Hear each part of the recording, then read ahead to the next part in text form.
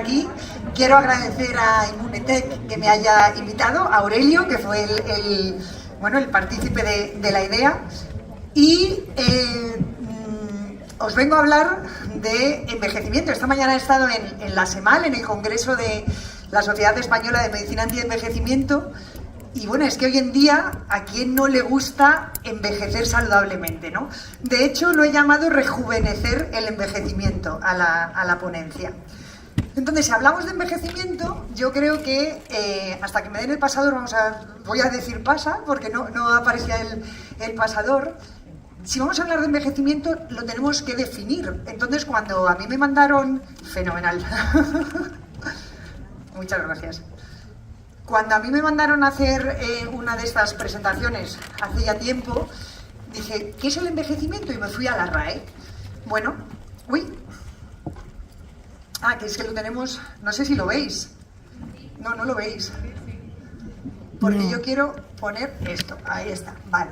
Entonces, según la RAE, el envejecimiento es la acción y el efecto de envejecer.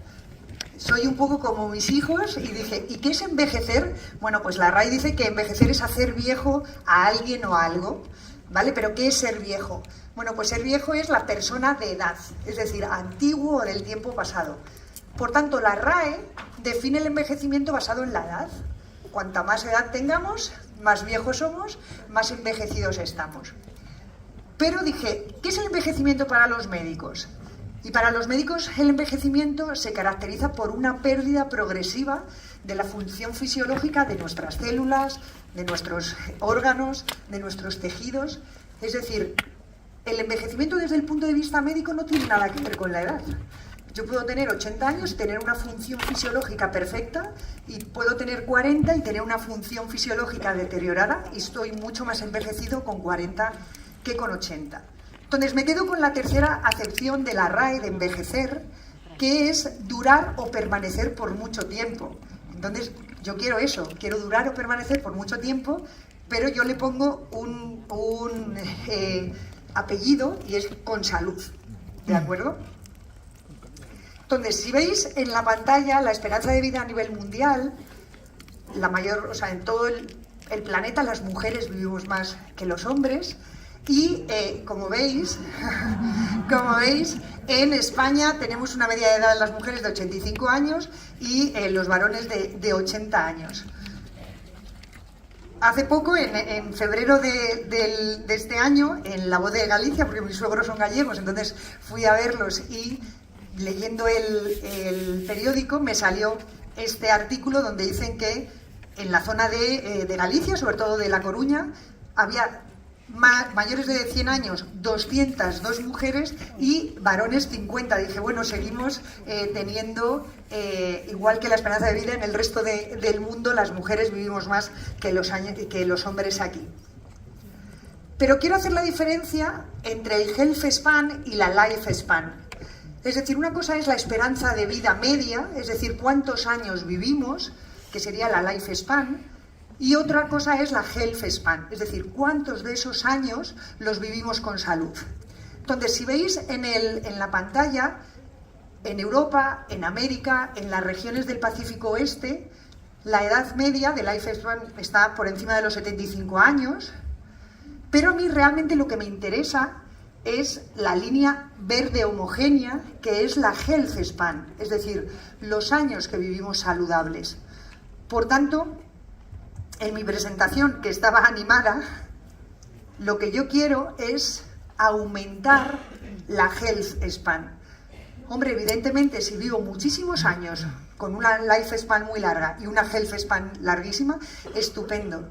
Pero si tengo una life span muy larga, pero desde 30 años antes estoy fatal, realmente no sé si merece la pena. Entonces, el pro-aging, el envejecimiento saludable, implica alargar esa health span.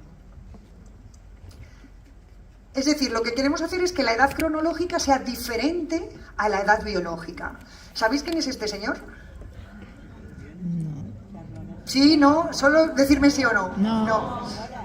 Bueno, pues hay gente fenomenal. Es Brian Johnson, exactamente. Es un multimillonario americano que toma 100 pastillas al día, que hace 16 horas de ayuno, que tiene 30 médicos a su servicio, que se gasta $2 millones al año, porque lo que quiere es rejuvenecer su edad biológica. Él tiene ahora 45 años y quiere llegar a tener una edad biológica de 18. La verdad es que ahora mismo su vida es un poco un ensayo clínico, porque está muy monitorizado. Leí hace poco que le hacen una colonoscopia al mes. El otro día hablando con un... me decían, pues yo no sé si merece la pena eso, pero además duerme con un sensor en el pene para ver las erecciones nocturnas y... Sí, porque claro, eso también depende de la edad biológica de ello. Bueno, el caso es que este hombre lo que quiere es tener una health span estupenda. Quiere seguir creciendo, quiere... ¿qué pasó? Quiere ir cumpliendo años hasta que llega un momento que aparecen unos pequeños achaques y ya pues fallece, ¿no? Eso es lo que quiere este señor. Él se gasta $2 millones al año. Yo creo que se puede conseguir sin gastar tanto, ¿no? ¿Por qué envejecemos? Bueno, pues se lo debemos, el poder decir que envejecemos porque nos oxidamos, al doctor Hartmann. El doctor Hartmann es el padre de la teoría de los radicales libres. Y él ya casi a principios del siglo XX lo que decía es que envejecemos porque nos oxidamos, y además empezó a darle mucho papel a la mitocondria. Envejecemos porque esa mitocondria empieza a estar disfuncional y eso es lo que hace que poco a poco vayamos teniendo enfermedades y vayamos envejeciendo. ¿Y qué ocurre cuando envejecemos? Es decir, está claro que envejecemos porque nos oxidamos. ¿Pero qué es lo que ocurre? Bueno, pues eso se lo debemos a este otro doctor. Este es español, es el doctor Carlos López Otín, que en el año 2013 publicó un artículo donde describió los hallmarks del envejecimiento, es decir, los sellos que marcan al envejecimiento. 10 años más tarde, en el 2023... porque en ese 2013 describieron nueve características que marcaban el envejecimiento.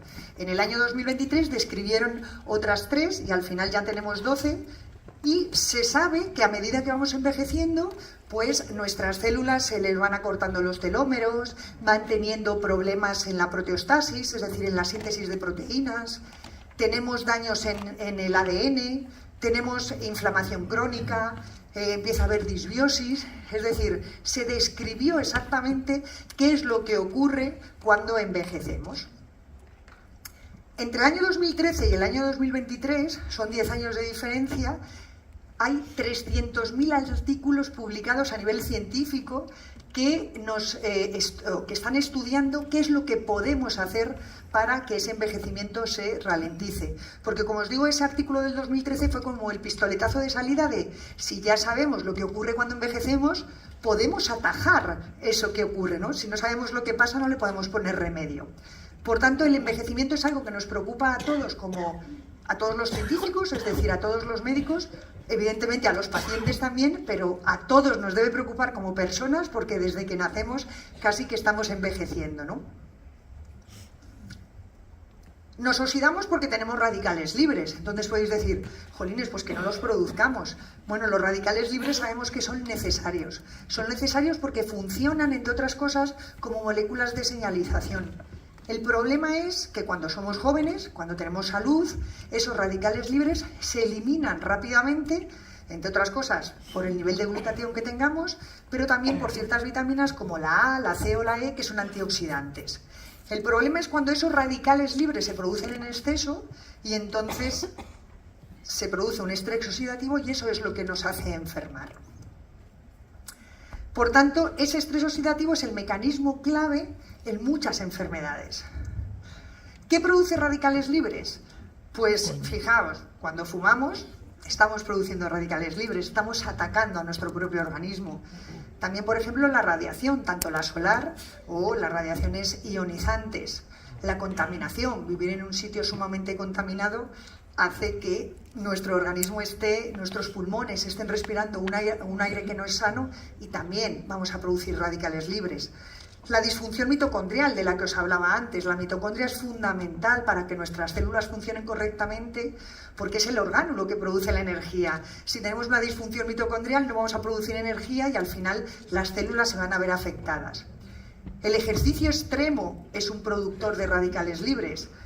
El hacer ejercicio moderado todos los días es lo mejor que podemos hacer. Y lo peor que podemos hacer es... No, yo no hago nada de ejercicio entre semana, que eso me lo dicen muchos pacientes, pero bueno, el sábado juego 3 horas al pádel, digo, haces un flaco favor a tu organismo. Es decir, si el músculo no está adaptado a hacer 3 horas de ejercicio, te aseguro que se está oxidando en exceso. Por eso ese ejercicio extremo o ese ejercicio en alguien que no esté adaptado es un productor de radicales libres. El estrés, tanto físico como mental, también hace que nuestro organismo produzca más radicales libres.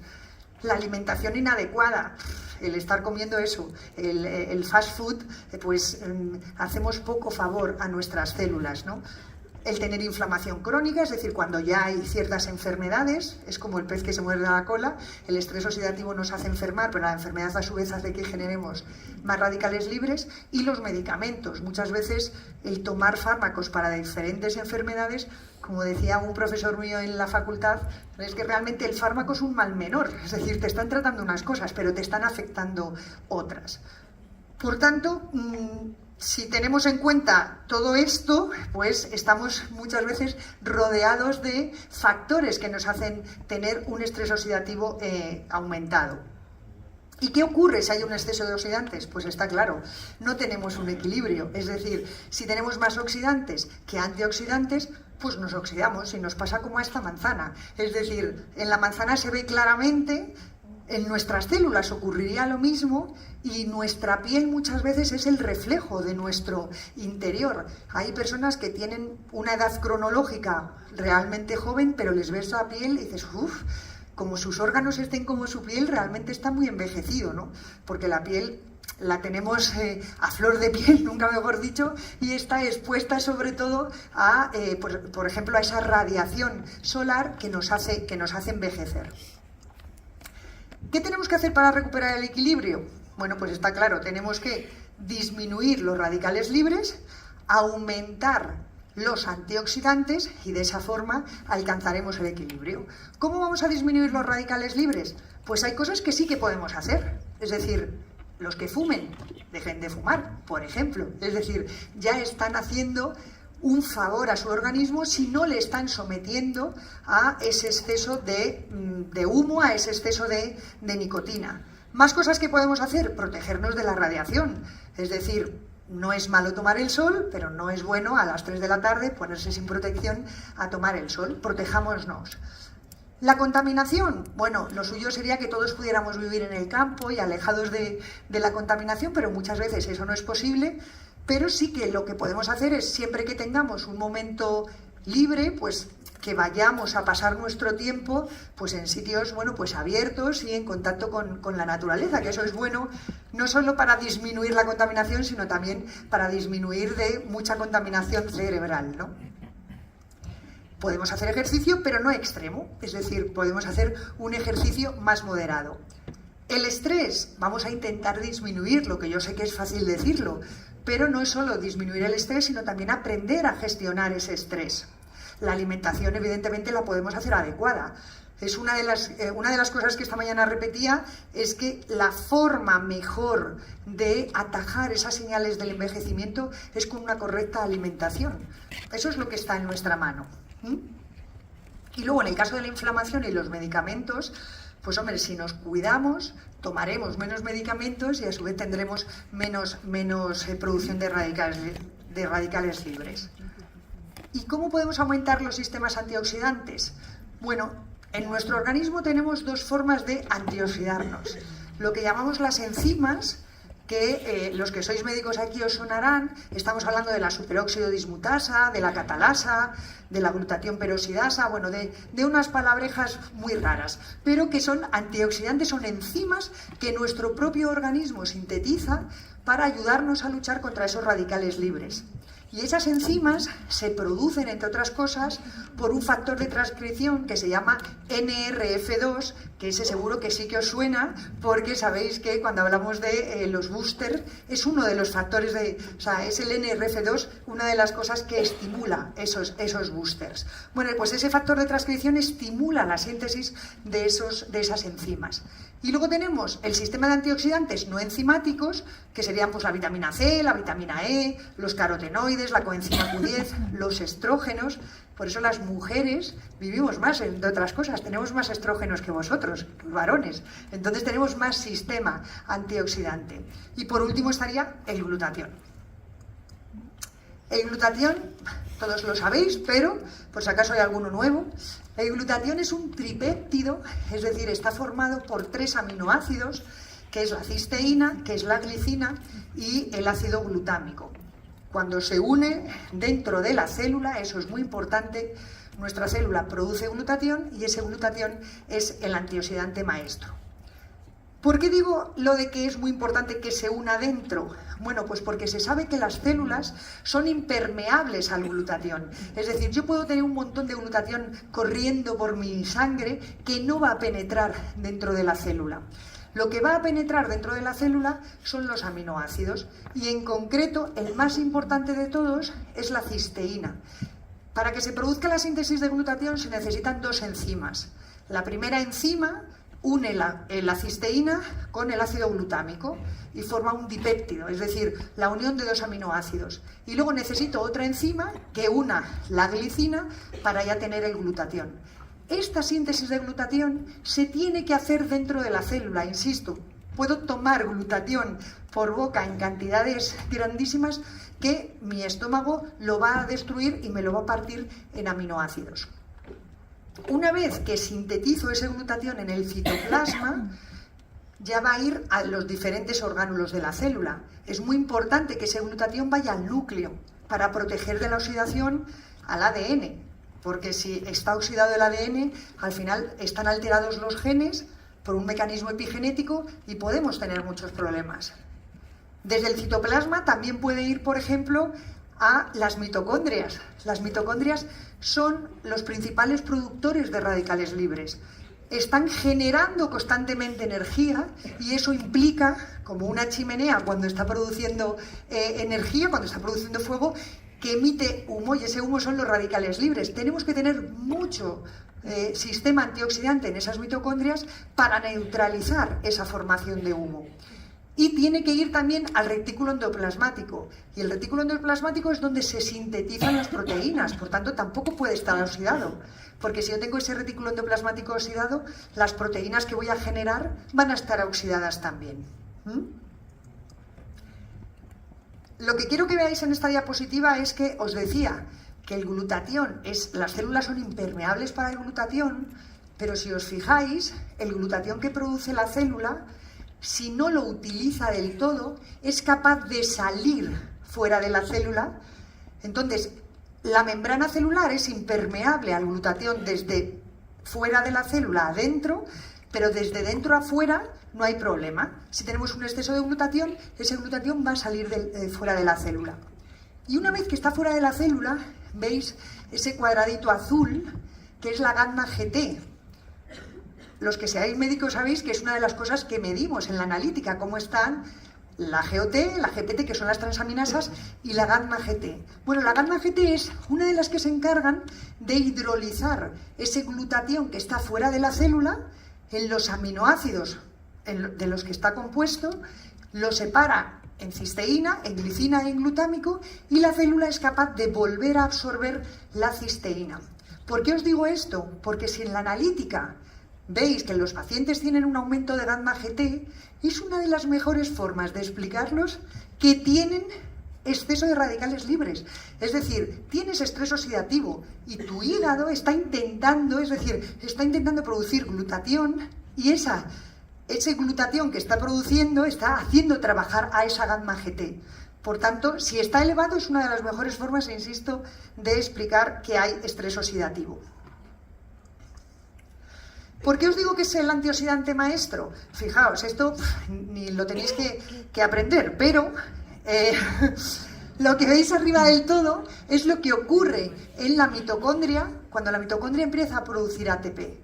Ese oxígeno pasa al ion, o sea, al ion, que es uno de los primeros radicales libres que aparecen, y hay una cascada de situaciones en las que lo que veis en azul, donde pone GSH, es el glutatión. Fijaos dónde actúa en numerosos puntos. Es decir, si no tenemos suficiente glutatión, no somos capaces de cortar esta cascada de eventos oxidativos y al final pues se produce la oxidación de las proteínas, la oxidación de los ácidos nucleicos, la oxidación incluso de los lípidos y aparecen las enfermedades. Por eso es el antioxidante maestro, porque es que actúa en numerosos escalones. Si no tenemos ese glutatión, no tenemos esos cortafuegos.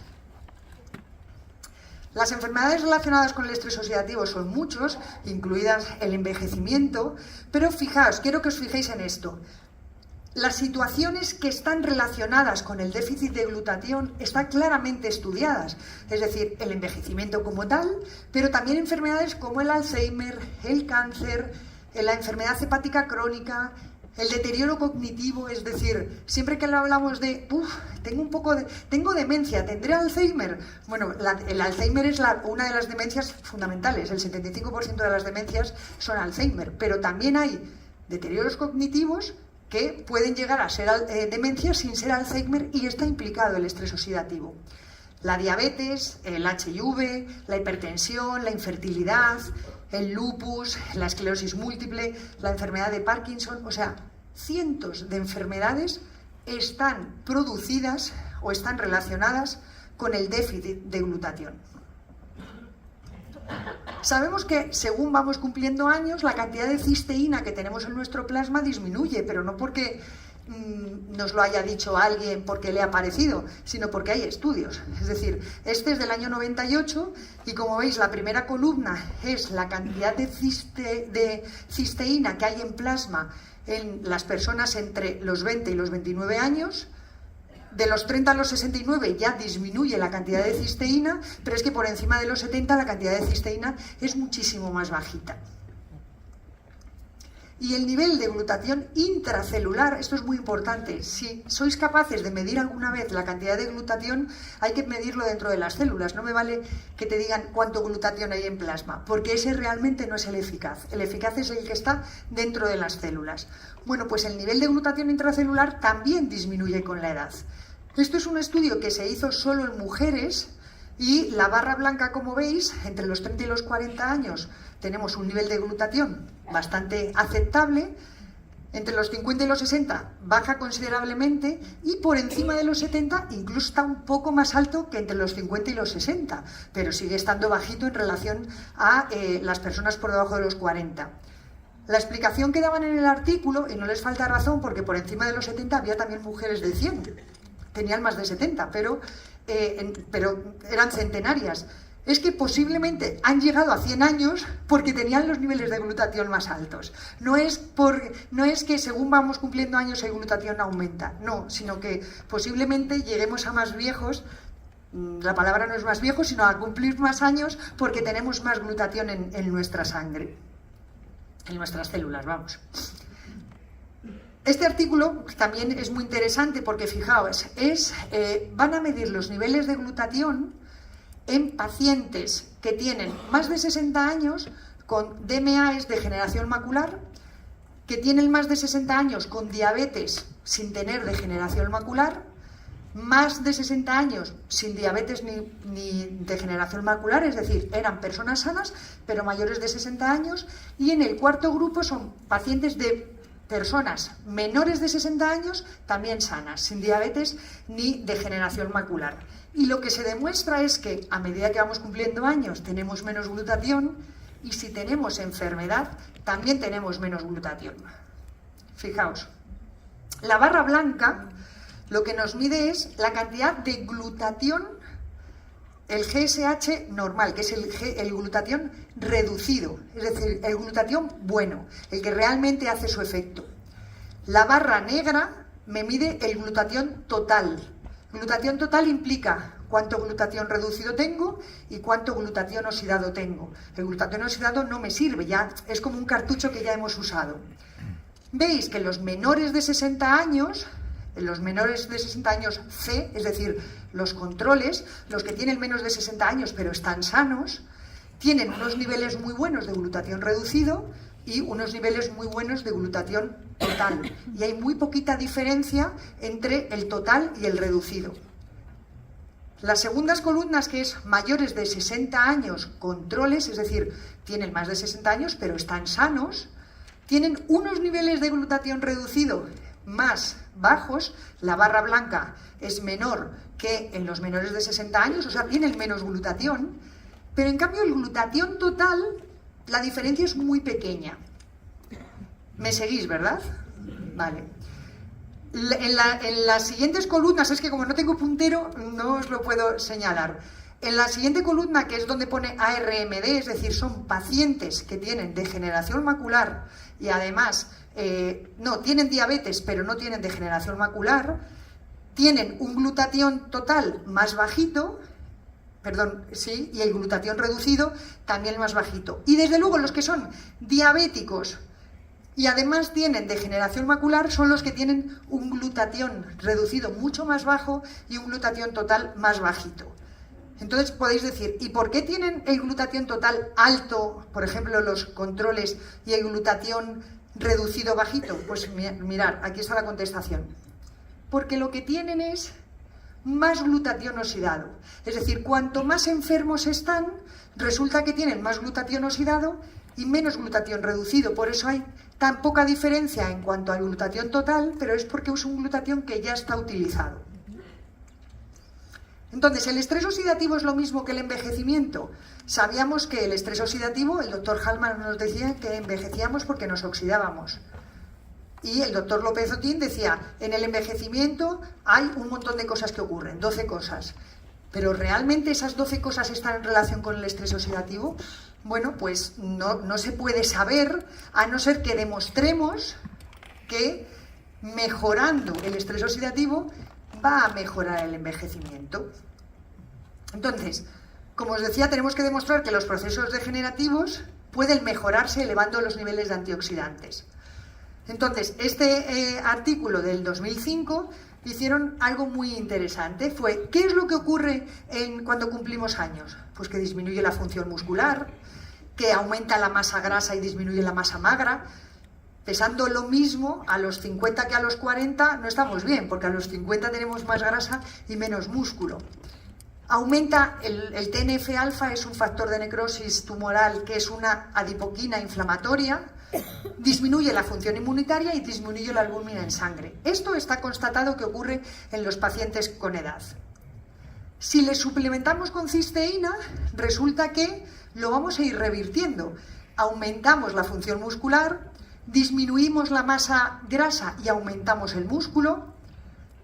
Tenemos una disminución de la inflamación, porque por eso disminuye el TNF-alfa.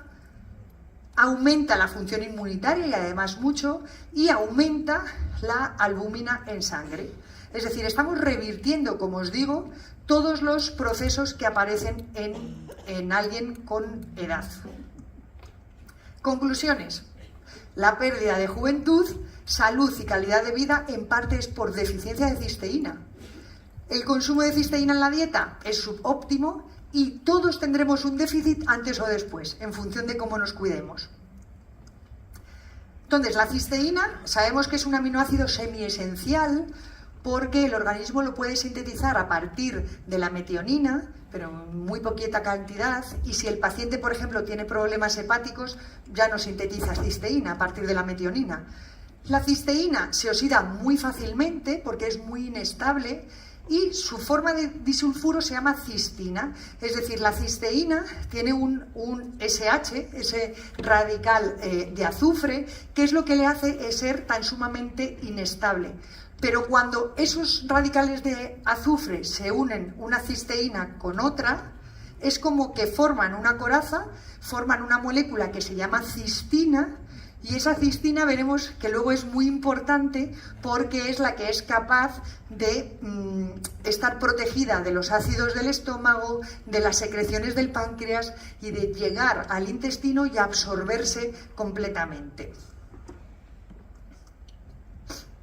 La mayoría de estudios clínicos sobre suplementación con cisteína se han hecho o bien con el NAC, que es la N-acetilcisteína, o bien con un aislado de proteína de suero de leche sin desnaturalizar, rico en cisteína de origen natural, que os suena un poco, ¿no? Bien.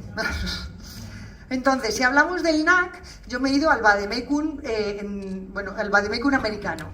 El NAC siempre, de hecho esta mañana en el congreso me lo presentaba un visitador como un suplemento nutricional y realmente no se puede presentar como un suplemento nutricional porque la FDA lo considera medicamento, pero a día de hoy todavía aquí en España se presenta como un suplemento nutricional.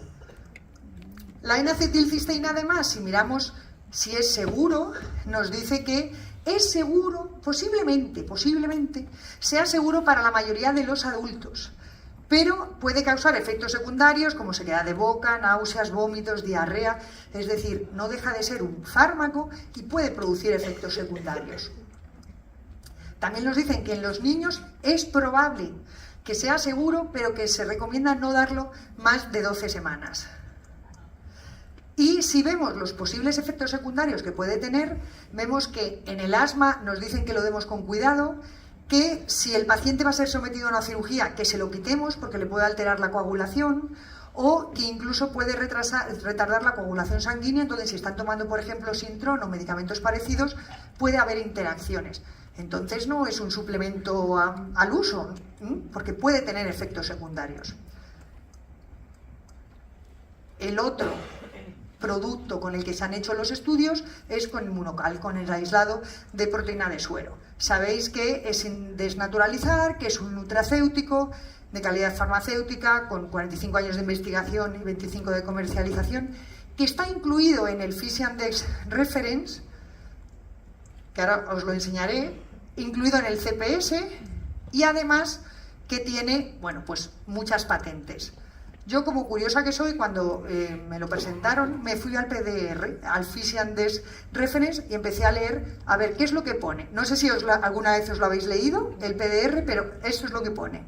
Tú te coges el PDR, que es como el vademecum español, y te dicen que Immunocal es un aislado de proteína de suero sin desnaturalizar, especialmente formulado, especialmente preparado para proporcionar una rica fuente de cisteína biodisponible, que luego veremos lo que es. Ayuda al cuerpo a mantener concentraciones óptimas de glutatión, está clínicamente probado que eleva los valores de glutatión y hay varias patentes. Indicaciones y usos. Los estados de deficiencia de glutatión incluyen, pero no se limitan a HIV, hepatitis, cáncer, cataratas. Nos ponen ahí todas las enfermedades para lo que lo podemos utilizar. Contraindicaciones. Personas que tienen hipersensibilidad conocida a proteínas específicas de la leche. Solo a los pacientes que son alérgicos a la proteína de la leche. No hablan para nada de intolerantes a la lactosa. Precauciones. Personas con terapia inmunosupresora y personas con cistinuria. Es decir, como vamos a dar cistina, si tenemos pacientes que eliminan esa cistina por la orina y que tienen cálculos, antecedentes de cálculos renales por cistina, pues tendremos que tener cuidado con esa cistinuria, nos dice el PDR. Advertencias. Cada sobre tiene 9 gramos de proteína, contiene menos de un 1% de lactosa. ¿Y cómo se dosifica? Pues si tenemos problemas de salud, 20 gramos por día, o sea, 2 sobres por día. Y para pacientes con SIDA, EPOC o enfermedades más graves, de 30 a 40 gramos por día, es decir, de 3 a 4 sobres por día, sin efectos nocivos. Se tiene que administrar con el estómago vacío o con una comida ligera. Es decir, todo viene en el PDR. Y además nos dicen que no hay riesgo de sobredosis y que puede haber reacciones adversas tipo hinchazón y calambres gastrointestinales si no se rehidrata bien, es decir, si os tomáis el polvo casi sin agua, pues claro, al final cuesta digerirlo, o puede haber una erupción transitoria similar a la urticaria si hay una reacción de desintoxicación severa. Por tanto, cuando os pregunten ¿Esto cómo se administra? ¿Esto para qué sirve? Es que simplemente les tenéis que dar el PDR, no hay ningún tipo de no, es que me lo estás contando, no, es que es lo que dice, es como nuestro vademecum español. ¿Cómo lo tenemos que reconstituir? Es un aislado de proteína, deshidratado, por tanto hay que rehidratar adecuadamente, lo ideal es consumirlo después de mezclar, y si se premezcla para consumo posterior, nos dicen que hay que refrigerarlo. Y en la comida estábamos hablando de, claro, es que no se puede utilizar cucharilla de metal. No, realmente no hablan de cucharilla de metal. Lo que nos dicen es que no utilicemos líquido caliente para rehidratarlo, porque entonces sí que lo podemos desnaturalizar, y que no usemos licuadora de alta velocidad, porque entonces también lo podemos desnaturalizar. Y lo más importante es que es una proteína de suero sin desnaturalizar, y eso es lo que realmente le da el valor al producto. Entonces, para hablar de la desnaturalización, yo creo que tenemos que contar brevemente qué son las proteínas. Los que sois médicos, perdonadme, pero yo creo que es importante recordarlo. Las proteínas son una secuencia de aminoácidos. Esos aminoácidos, como os digo, se sintetizan en el ribosoma, en una parte de la célula, y se van sintetizando aminoácidos que se van uniendo como ese collar que vemos ahí. Pero las proteínas tienen una estructura, hay 4 niveles de estructura. Según salen de ese ribosoma y son un aminoácido tras otro, estamos hablando de que esa proteína está en una estructura primaria. Cuando esa proteína empieza a adquirir ciertas formas, porque se empiezan a hacer uniones entre puentes de hidrógeno y empiezan a tener esa forma de espiral, esa proteína ya está en una forma secundaria. Hay una estructura terciaria en la que ya es un verdadero bucle, y es donde se empiezan a establecer las uniones de los puentes disulfuro de las proteínas entre sí, y luego una estructura cuaternaria, que es cuando se unen varias proteínas entre sí. ¿Por qué os digo esto? Porque fijaos, si miramos esta tabla, que seguro que todos conocéis, de donde vemos qué proteínas tiene la proteína de leche materna y la proteína de vaca, vemos por un lado que una principal diferencia entre la leche de vaca y la leche materna es que la leche de vaca tiene mucha caseína y la leche materna prácticamente no tiene. Donde hablamos de 26 gramos por litro frente a 3,2. La diferencia es considerable. La caseína es la principal proteína que no está en el suero de leche. Realmente las proteínas que están en el suero de leche son la beta-lactoglobulina, pero fundamentalmente las que más nos interesan son la alfa-lactoalbúmina, la albúmina y la lactoferrina. Como veis, la leche materna tiene más alfa-lactoalbúmina, tiene más albúmina y tiene más lactoferrina que la leche de vaca. ¿Por qué son estas tan importantes? Porque si nos fijamos en la cantidad de cistina o en la cantidad de cisteína que tienen estas proteínas, son las que más tienen.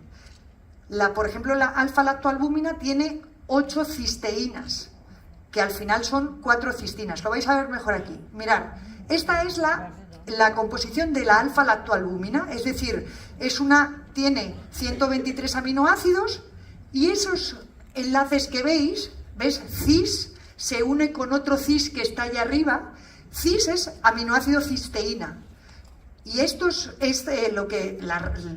los puentes, es porque esa cisteína, que es la 120, resulta que está unida por un puente disulfuro con la cisteína de ahí arriba. Claro, esta es si vemos la proteína lineal, pero como hoy en día se puede hacer todo en 3D, esta es una alfa-lactoalbúmina vista en su composición normal. Está hecho ahí un ovillo.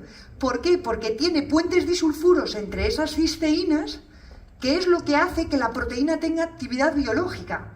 Es muy importante que no rompamos esos puentes de cisteína, porque si los rompemos, pierde toda su actividad biológica.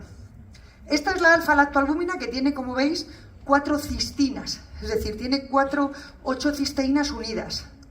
Pero la albúmina de suero, que es una proteína mucho mayor, que tiene 500 y pico aminoácidos, tiene 17 cisteínas. Y tiene esa conformación que parecen unos rizos. Y la lactoferrina, que es otra de las proteínas activas del suero de leche, es una proteína mucho más grande, tiene 17 cisteínas, es decir, realmente tiene muchos enlaces, y por eso es una proteína tan grandísima. ¿Por qué es tan importante que no las desnaturalicemos?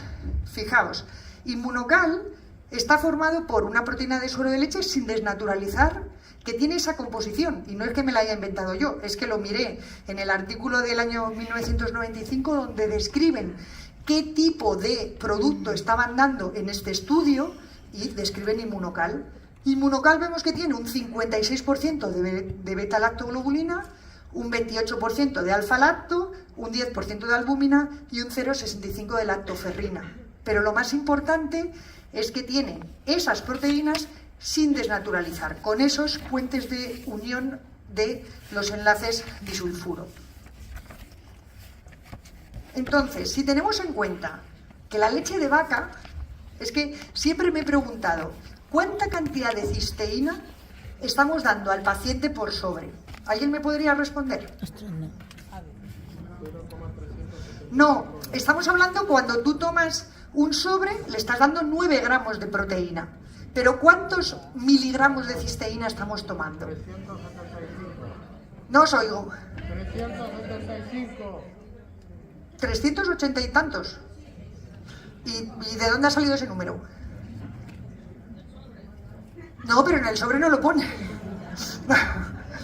Bueno, yo os digo que yo he hecho las cuentas según esto, ¿eh? Es decir, si tenemos en cuenta que la leche de vaca tiene 33 gramos por litro de proteínas. Un litro de leche de vaca tiene 33 gramos de proteína. Pero de esas 33 gramos de proteína, el 82% es caseína. Es decir, tan solo en la leche de vaca, tan solo un 12% son proteínas del suero. Es decir, un 12% de 33 son 6, más o menos. ¿Vale? ¿Me seguís? Vale. Si yo tengo en un sobre de Inmunocal, tengo 9 gramos de proteínas del suero, podemos inferir que necesito 1,5 litros de leche de vaca, que tiene 6 gramos de proteínas de suero por litro, necesito 1,5 litros para tener 9 gramos. ¿Sí o no? Vale. Entonces, necesito 1,5 litros de leche de vaca para obtener un sobre de Inmunocal que tiene 9 gramos de proteína. Si cada gramo de proteína en total en la leche de vaca tiene 6,4 miligramos de cisteína por gramo de proteína, es decir, por los 33, estamos hablando que habría que multiplicar 6 por 4 por 33. Ahora no me acuerdo cuál es eso sería 1 litro, pero como necesitamos 1,5 litros, estamos hablando que es en torno a 300 y pico miligramos de cisteína en un sobre. ¿Bien? Eso, si tenemos en cuenta que la leche humana tiene tan solo 9 gramos de proteínas por litro, tiene muy poquita proteína, pero resulta que el 75% de esa proteína es proteína del suero. O sea, en la proteína de la madre, la mayor parte de las proteínas son proteínas del suero. Alfa-lactoalbúmina, lactoferrina, albúmina sérica. Y cada gramo de proteína tiene 38 miligramos de cisteína. Es decir, es casi 6 por 4, 24, 6 por 5, 30, casi 6 veces más. Por eso podemos decir que la cantidad de cisteína que hay en un sobre de Inmunocal equivaldría ¿a cuánta leche de madre? 9 litros. A 900 mililitros de leche de madre equivale. Según esto, es decir, yo simplemente he hecho las cuentas con los datos que se saben de la cantidad de cisteína. Por tanto, yo creo que cuando os pregunten cuánta cantidad de cisteína tiene, lo podéis decir haciendo cuentas y no porque os lo hayan dicho unos u otros. Entonces, equivale a 900 mililitros de leche materna. ¿Y por qué es tan importante que es sin desnaturalizar? Porque fijaos, cuando nosotros tomamos las proteínas, que es esa secuencia de aminoácidos, cuando llegan al estómago, el ácido del estómago empieza a romper todos esos aminoácidos y empieza a producir aminoácidos por un lado y polipéptidos, o sea, va haciendo esa proteína que es muy larga, la va troceando. Por un lado salen aminoácidos de uno en uno y los polipéptidos son una serie de aminoácidos más grandes. Llega el páncreas, los sigue partiendo, pero los dipéptidos, es decir, la unión de dos aminoácidos unidos por un puente disulfuro, que es lo que es la cistina, no es capaz ni el estómago ni el páncreas de romperlo. Entonces llega al intestino delgado y ese dipéptido de cistina se absorbe, pasa a sangre y ese dipéptido de cistina, cuando llega a la célula, entra en forma de cisteína y forma el glutatión. Por eso es muy importante que, claro, si nosotros comparamos proteínas de suero de leche, hay muchas proteínas de suero de leche, pero si comparamos qué ocurre Inmunocal frente al resto de proteínas de suero de leche, es el que más aumenta la cantidad de glutatión, porque es un suero de leche sin desnaturalizar. De hecho, bueno, tenéis estudios clínicos, este es del 99, donde se demuestra cómo después de suplementar con Inmunocal hay un aumento considerable del glutatión intracelular y además aumenta un 35% y además no es solo que aumente el glutatión, sino que mejora la formación de ese músculo porque está hecho en deportistas. ¿Y son todas las proteínas de suero de leche iguales? No, un no redondo, ¿no? Este suero de leche, que es el que se toman los culturistas y la gente que va al gimnasio, es un suero de leche desnaturalizado.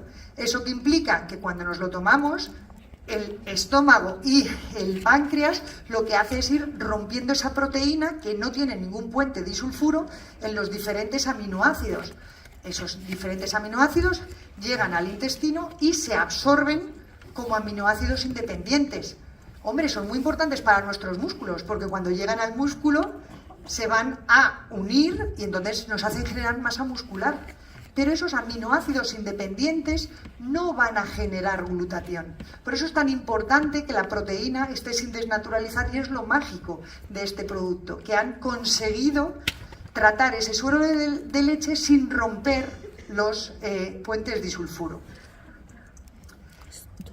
Por tanto, también se ha visto, por ejemplo, que en los pacientes que tienen obesidad tienen un aumento del glutatión oxidado y un aumento de los productos que se miden para ver cómo está su ADN, para ver cómo están sus lípidos, lo tienen todo aumentadísimo. Las personas simplemente por tener obesidad, aunque no tengan enfermedad, y por el hecho de disminuir de peso, van aumentando los niveles de glutatión porque mejoran ese estrés oxidativo.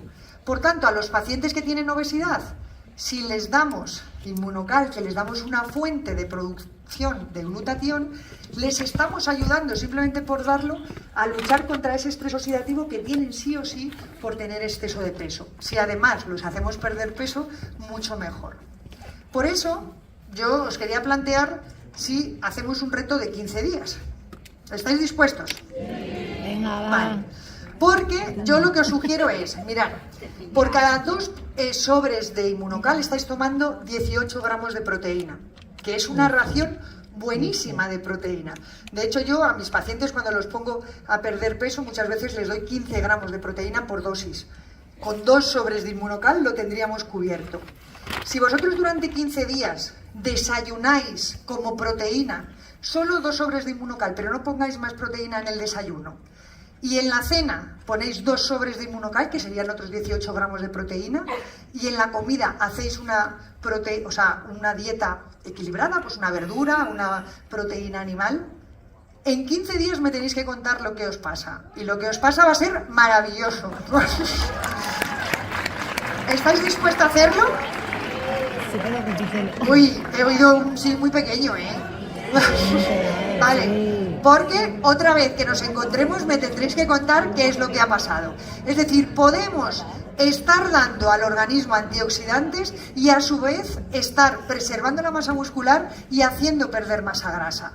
O sea, podéis combinar la Inmunocal no solo para tratar enfermedades, sino para mejorar ese exceso de grasa que todos en mayor o menor medida podemos tener. Por tanto, es momento de dudas. Si tenéis alguna duda, es hora de resolverla y si no, pues doy paso al siguiente ponente, que seguro que estáis deseando oírlo. ¿Dudas?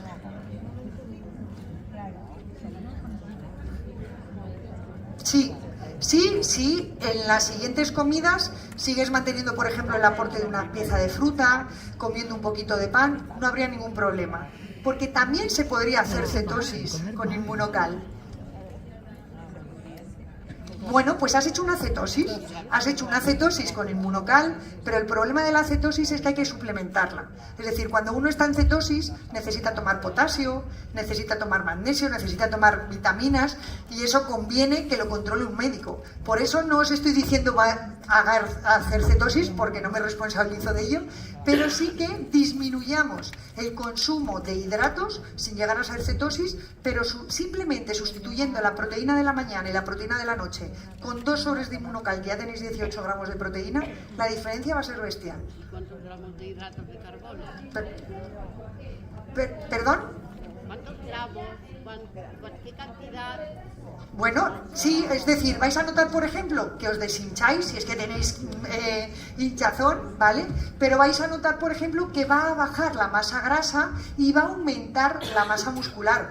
Obviamente tenéis que seguir comiendo en la comida, simplemente digo hacer ese pequeño cambio.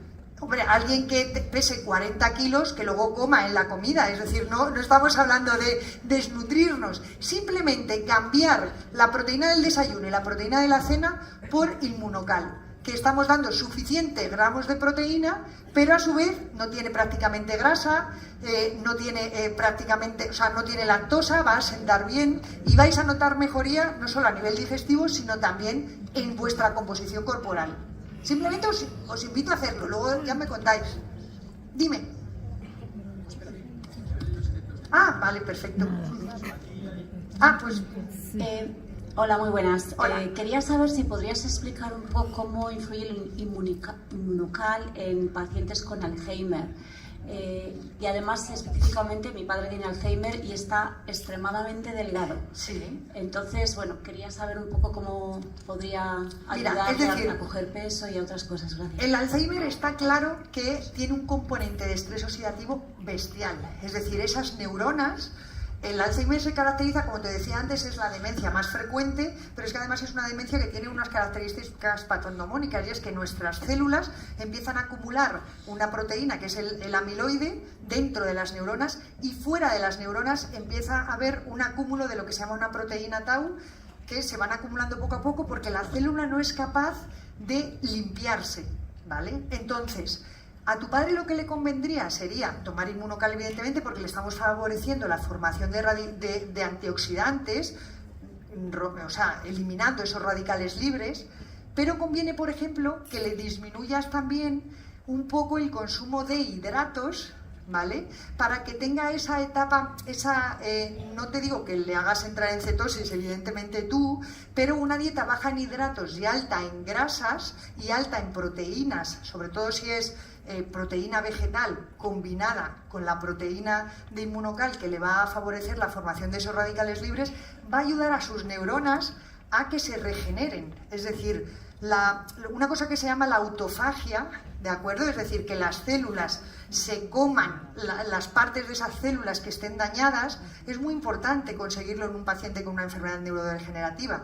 En cualquier persona, cuando hacemos, por ejemplo, una etapa de 5 días que voy a comer menos, estoy ayudando a mi organismo a regenerarse, a hacer esa autofagia. Bueno, pues en un paciente que ya tiene enfermedad, le tengo que ayudar todavía más. Si él está muy delgadito, conviene que le aumentes la cantidad de Inmunocal como proteína, pero también de carne, de pescado, de legumbre, es decir, de otras proteínas, para que de esa forma no pierda masa muscular, ¿vale? Y sobre todo lo que vas a ayudar es que esas neuronas se desintoxiquen y puedan ir, al menos no generando, no te voy a decir limpiar la proteína amiloide, pero sobre todo que no vayan acumulando más.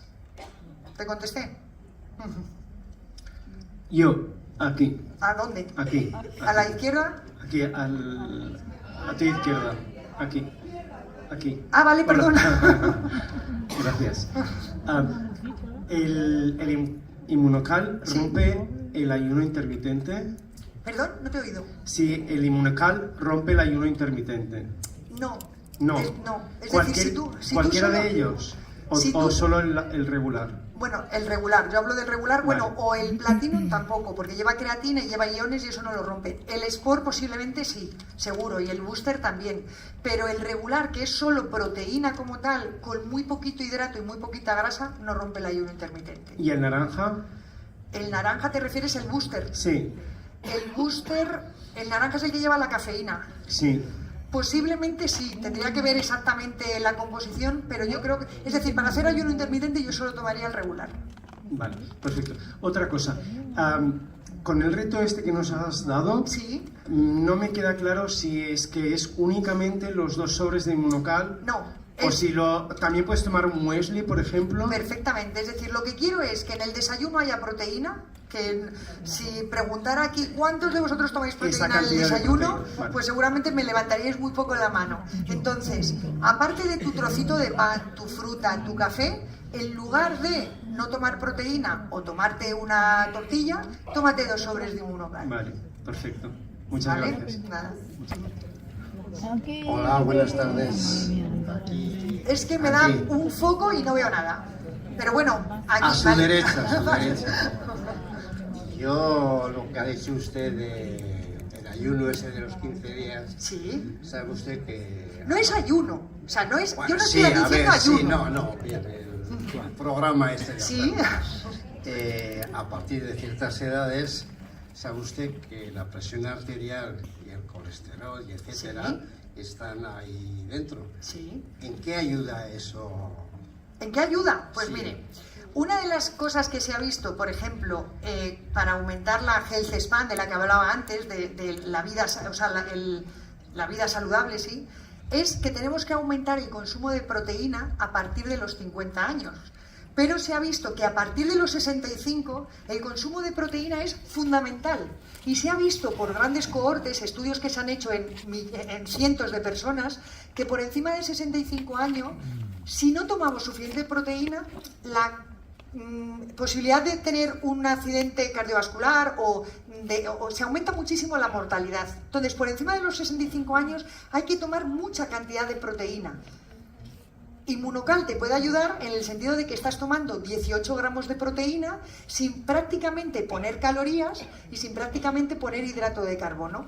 Estás ayudando a tu músculo a tener aminoácidos para reconstituirse y ayudando a tu organismo a producir glutatión, que es el antioxidante. Entonces, si tú tomas tus 2 sobres por la mañana, tus 2 sobres por la tarde y encima haces una alimentación, te cuidas un poco la alimentación, vas a disminuir la hipertensión arterial, el colesterol va a disminuir seguro, es decir, va a mejorar, entre otras cosas, que si tu músculo no se pierde, vas a tener menos disfunción muscular, las mitocondrias, que sobre todo las tenemos en el músculo, van a funcionar mejor y tú te vas a encontrar mucho mejor, no solo físicamente, sino las células también van a funcionar mejor. ¿Y de cara al corazón qué problema hay? ¿Qué problema crees tú que puede haber? Yo no estoy diciendo solo tomar, es decir, a ver si me estáis entendiendo mal y mañana resulta que estáis todos desnutridos. No, yo estoy diciendo simplemente poner proteína en el desayuno y proteína en la cena en forma de, que son 18 gramos de proteína, que estoy seguro que muchos de vosotros no tomáis tanta proteína ni en el desayuno ni en la cena, ¿vale? Porque las cenas muchas veces se hacen livianas, no se toma proteína animal y es conveniente tomar en la cena también. Y de cara al corazón, el corazón es el principal músculo que tenemos, que además está constantemente bombeando, que necesita energía constantemente y que conviene que esas mitocondrias estén bien. Yo no veo ningún problema en darle proteína y quitarle radicales libres. Ningún problema. ¿Ok? Ya quiero que me cuentes qué tal te ha ido después de esos 15 días. Hola, aquí. A la derecha. Vale, varias preguntas. Los sobres son del básico para el reto son 2 azules y 2 azules. ¿te refieres Bueno, a también esto? valdría el platino. Una persona anciana de casi 90 o más de 90 puede tomar Inmunocal sin problemas pensando en el riñón. Claro, es decir, si me dices por el reto este de 2-2. No. Digo, imagínate una persona de 90 años Sí. que yo le sugiero que tome Inmunocal Sí. y me dicen, no, porque hay que proteger la función renal porque un exceso de proteína le podría perjudicar. Bueno, un exceso de proteína le podría perjudicar siempre que su filtrado glomerular esté mal. Es decir, si ella o él tiene un filtrado glomerular por encima de 60, que eso se ve en una analítica, podría tomar perfectamente hasta 1 gramo de proteína por kilo de peso. Es decir, que podría tomar Inmunocal.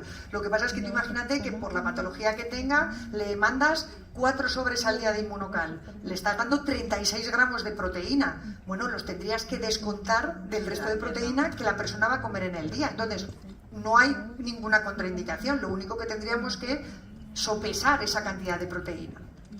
Diaria. Exactamente. Una persona con intolerancia a la proteína de la leche, Intolerancia. sí, definitivamente no puede tomar ninguno. Es decir, una cosa es alergia, No, sí. otra cosa es intolerancia a la lactosa, ¿vale? Y otra cosa es sensibilidad a la proteína de leche. Si tiene sensibilidad a la proteína de leche, yo se lo quitaría al menos 6 meses hasta que se negativizara esa sensibilidad, porque la sensibilidad a la proteína de la leche es reversible y sobre todo muchas veces viene dada porque tienen permeabilidad intestinal. Si les tratamos esa permeabilidad intestinal, le quitamos el irritante, la mayor parte de las veces se desensibilizan y entonces sí que se lo podríamos dar. Vale, última. ¿No? Un deportista, una persona que practica deporte bastante y se suplementa pues con lo típico de los deportistas, aminoácidos. ¿Le retiramos esto si empieza el Inmunocal en las 3 versiones o en las 4? ¿O le dejamos que tome esos aminoácidos igualmente? Es que también depende de la cantidad de ejercicio que haga. Es decir, si es una persona que, como alguno de mis pacientes, ¿haces ejercicio? Sí, juego al golf 2 veces a la semana. Bueno, perdonadme los que jugáis al golf, pero hombre, mucho ejercicio no es. Pero si realmente sí que hace culturismo, quiere hacer un crecimiento, pues entonces a lo mejor tendría que tomar aminoácidos de cadena ramificada y además Inmunocal. Pero si simplemente voy al gimnasio 4 veces a la semana a hacer algo de tonificación, con el Inmunocal les bastaría. Ramificados no se contemplan, claro, en el Inmunocal. Sí. Vale, muchísimas gracias. Nada. Buenas tardes y muchas gracias por la exposición tan increíble en tan poco tiempo. Estoy aquí. Perdona, pero no te veo. Vale, ya. Dime. Bueno, estaba con un cliente, un amigo realmente, que está pasando por cáncer. Sí. Ya tiene implicado el riñón y pues toda la vascularización estaba implicada con un quiste y ya le han dicho que le van a quitar el riñón. Sí. Le estoy diciendo de tomar Inmunocal y la mujer me decía, es que muchas de los suplementos que hay cuando están regenerando, también regeneran células cancerosas y estaban con miedo de eso. Entonces no sé cómo funciona. No, mira, una de las particularidades de las células cancerosas es que suelen tener más glutatión intracelular, porque son tan listas que se generan glutatión como para intentar protegerse. Bueno, pues si tú das cisteína desde fuera y haces generar al organismo más glutatión, esas células que ya de por sí lo tienen alto, van a aumentar el nivel de glutatión y se van a automorir, porque las células son capaces de hacer un feedback de si tienen suficiente glutatión, como que paran de sintetizar glutatión. Entonces, si tú les das cisteína, las células sanas van a generar glutatión, pero las células cancerosas como que van a cerrar ese ciclo y es como que se mueren en sí mismas. ¿Cómo se dice? Se ahogan en su propia glutatión. ¿Me entiendes? Por eso no es una contraindicación tener un cáncer. Todo lo contrario, está indicado porque estamos ayudando a las otras células a que generen su propia defensa, que son células sanas. Las células cancerosas que se ahoguen en su propia glutatión, pero las sanas se van a proteger porque tienen unos mecanismos celulares que las cancerosas no. Entonces no tiene por qué tener problema. Otra cosa es que le quiten el riñón, empieza a tener una insuficiencia renal, entonces habría que calcular la cantidad de proteína que tiene que tomar y lo tendrían que tener en cuenta a la hora de hacerle la dieta, pero no es una contraindicación el hecho de tomar Inmunocal. ¿Me entendiste? Sí, perfecto. El booster naranja, como tiene cafeína y guaraná, obviamente para hipertensos no está aconsejado, ¿verdad? Exactamente. Okay. Y para personas que han tenido un preictus cerebral, Digo, todavía no han tenido el ictus, no ha habido una parada, pero sí ya han tenido los mareos o los devaneos. El inmunocal es aconsejable, obviamente. Yo no veo ninguna contraindicación, ¿no? Okay. No, vas a bajar esos radicales libres. No tiene contraindicación. Ok, muchas gracias. Nada. Muy buenas tardes. Aquí abajo. Hola. Ya te veo. Muy buenas tardes. Últimos estudios han demostrado la melatonina como un potente antioxidante. Antioxidante, sí. No se lo ha visto ahí. Sobre todo intracelular y mitocondrial.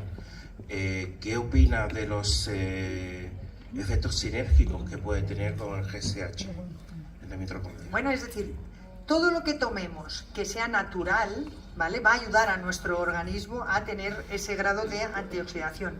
Ojo con los antioxidantes que hemos visto, la vitamina C, la vitamina A, la vitamina E. Muchos antioxidantes, si los tomamos en exceso, se transforman en prooxidantes. Por eso no es bueno estar tomando antioxidantes sin tener control. Pero lo que estamos tomando con Inmunocal no es un antioxidante como tal. Lo que estamos haciendo es darle al organismo las herramientas para que sintetice antioxidantes si los necesita. Pero si nosotros damos mucha cisteína o mucha cistina y el organismo no necesita glutatión, pues esa cisteína y cistina se van a utilizar para otra serie de síntesis de proteínas. Por tanto, la diferencia que tiene el tomar vitamina C, que es antioxidante como tal, o tomar un exceso de melatonina, es que se pueden transformar en prooxidantes, porque la propia molécula ya es antioxidante, pero es que Inmunocal no es antioxidante. Inmunocal proporciona las herramientas para que nuestro organismo se sirva, es como autoconsumo. ¿Me entiendes? Entonces, claro que pueden ser sinérgicos, pero de abusar de algo, preferiría abusar de darle al organismo que se sirva, que no de darle el antioxidante como tal, porque sí que puede tener efecto secundario. ¿Ok?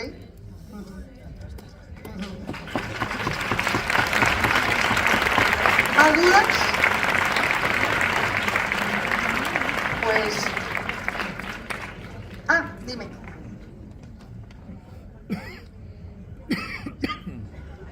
Yo te oigo.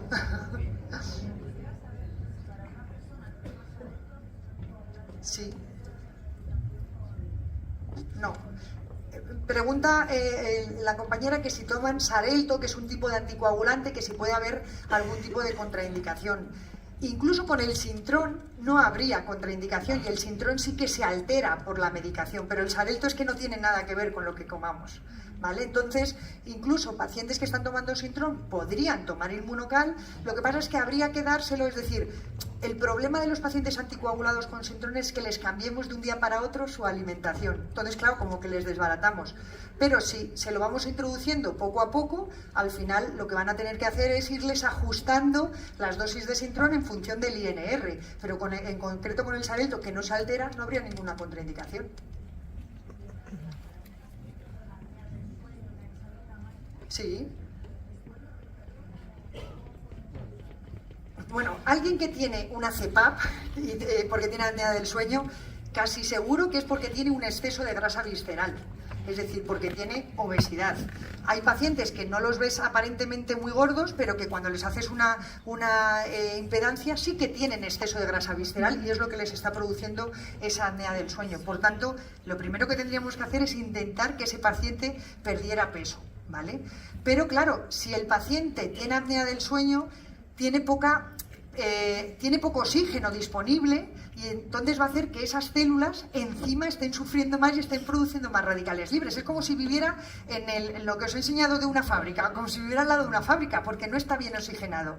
Entonces, por eso está produciendo radicales libres. Si tú le das Inmunocal, le vas a ayudar a esa antioxidación, pero además tendría que hacer algo para intentar perder peso y mejorar otros posibles efectos que le hagan, otras posibles causas de producción de radicales libres. ¿Vale? Dime. Espera, es que me está preguntando ella.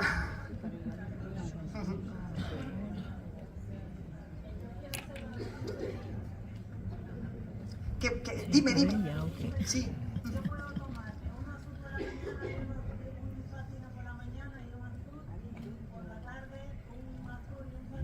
Sí, perfectamente.